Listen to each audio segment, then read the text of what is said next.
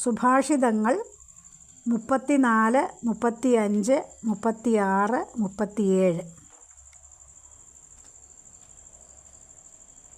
ശ്രൂയതാം ധർമ്മസർവസ്വം യദുക്തം ഗ്രന്ഥകോടിഷു പരോപകാരഃ പുണ്യായ പാപായ പരപീഡനം.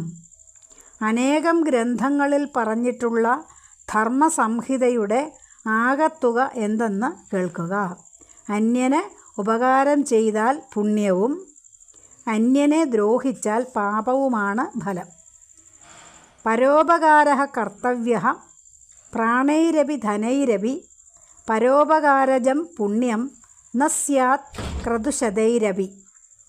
ജീവനും ധനവും നൽകിയും അന്യർക്ക് ഉപകാരം ചെയ്യുക നമ്മുടെ കടമയാണ്.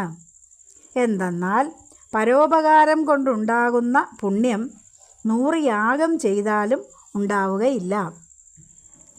പരോപകാരശൂന്യസ്യ ദിങ്മനുഷ്യസ്യ ജീവിതം ജീവന്തു പശവോ യേഷാം ചർമ്മോപ്യുപകരിഷ്യതി.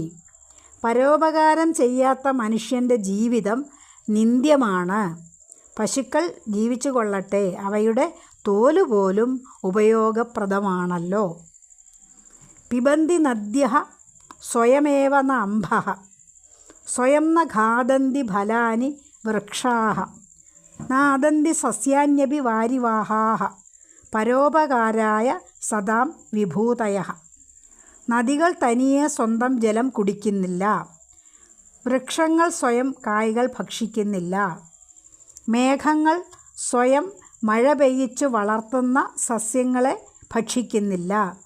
സജ്ജനങ്ങളുടെ സമ്പത്തെല്ലാം അന്യർക്ക് ഉപകാരപ്രദം ആണ്.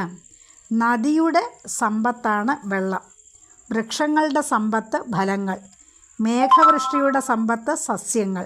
ഇവയെല്ലാം സ്വന്തം സമ്പത്ത് അന്യന് ഉപകാരത്തിനായി സംരക്ഷിച്ച് നൽകുകയാണ്, സ്വയം അനുഭവിക്കുകയല്ല. മനുഷ്യർ മാത്രമേ സ്വയം സമ്പാദിക്കുകയും സ്വയം അനുഭവിക്കുകയും ചെയ്യുന്നുള്ളൂ. സുഭാഷിതങ്ങൾ ഇഷ്ടപ്പെട്ടെങ്കിൽ സബ്സ്ക്രൈബും ലൈക്കും ഷെയറും ചെയ്യുമല്ലോ.